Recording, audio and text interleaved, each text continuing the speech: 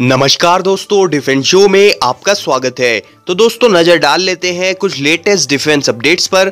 Western air command के former chief air marshal Raghunath Nambiar ji ने कहा है कि भारत का तेजस MK2 डसॉल्ट एविएशन के राफेल फाइटर को बीट करेगा। और दूसरी ओर DRDO ने लॉन्च करा है डेयर टू ड्रीम 2 कॉन्टेस्ट, जिसमें कि 10 लाख तक का अवार्ड मनी रखा गया है। वहीं इंडियन नेवी के लिए FSS शिप्स बनाने के लिए टर्किश शिपयार्ड कंपनी ने कॉन्ट्रैक्ट जीत लिया है। तो ये सारे अपडेट्स हम डिस्कस करेंगे, वीडियो में अंत तक बने रहिए। साथ ही लेटेस्ट डिफेंस अपडेट्स के लिए चैनल को सब्सक्राइब कर लीजिए। तो चलिए वीडियो शुरू करते हैं।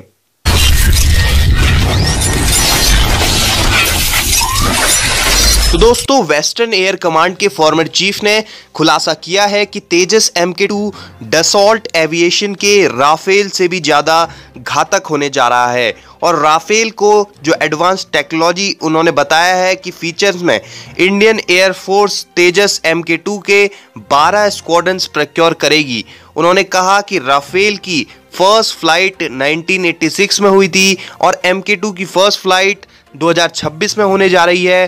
तो दोस्तों राफेल को एडवांस टेक्नोलॉजीज के मामले में तेजस MK2 बीट करने जा रहा है। तो इन 40 सालों में 1986 से 2026 के बीच में हमने कुछ तो नया सीखा ही है, यानी कि कुछ नई टेक्नोलॉजीज तो हमने डेवलप करी ही हैं, जिनको कि हम तेजस MK2 में इम्प्लीमेंट करेंगे। और इसके साथ ही राफेल में इनकॉर्पोरेट की गई स्पेक्ट्रा और जो 5th जनरेशन टेक्नोलॉजीज और F3R स्टैंडर्ड एवियोनिक्स और जैमिंग कैपेबिलिटीज हालांकि जो नई इक्विप की गई हैं, जिन्हें कि 3 साल पहले ही बनाया गया है, जबकि तेजस MK2 में वो टेक्नोलॉजीज होंगी जिनको कि आज डेवलप आज से 6 सालों के अंतराल में डेवलप किया जाएगा। यानी कि 2026 तक जो टेक्नोलॉजीज डेवलप होंगी वो तेजस MK2 में लगेंगी।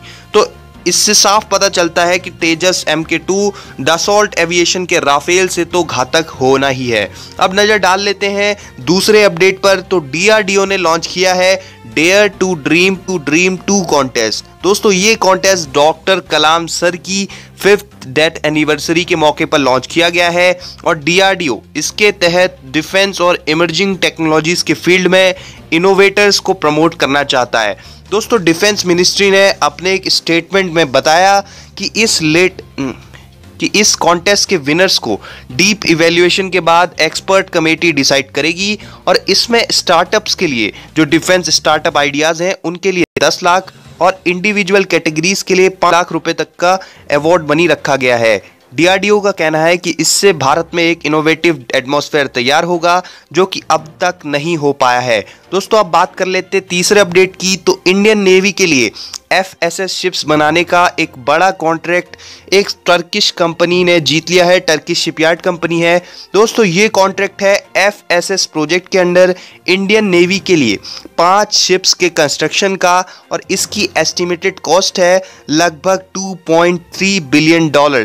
इसमें दोस्तों वर्ल्ड की 7 बड़ी कंपनीज ने रिक्वेस्ट फॉर प्रपोजल RFP पर रिस्पॉन्ड किया था, जिसमें कि इटली बेस्ड फिसेंटेरी, स्पेन की नेवेंटिया, रशिया की रोसोबोरन एक्सपोर्ट, जर्मनी की थाइसन ग्रुप मैरीन सिस्टम्स और टर्की की एनाडोलू सिस्टम्स।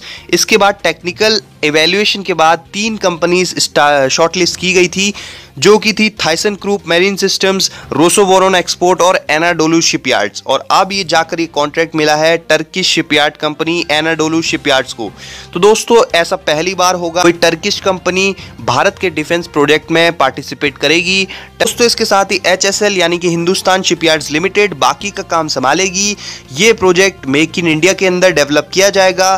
तो आप क्या सोचते हैं इन अपडेट्स के बारे में, हमें कमेंट्स करके जरूर बताएं। साथ ही लेटेस्ट डिफेंस अपडेट्स के लिए चैनल को सब्सक्राइब जरूर कर लें। जय हिंद दोस्तों, वंदे मातरम।